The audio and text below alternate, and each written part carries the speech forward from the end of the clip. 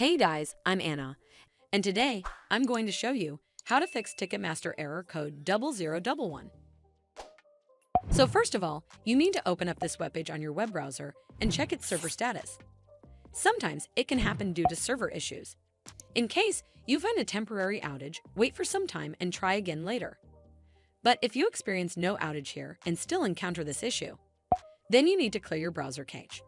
For instance, on Chrome, you simply need to hold down Ctrl, Shift, and Delete key on your keyboard. A pop-up window will open up. Simply select all time in the box next to time range.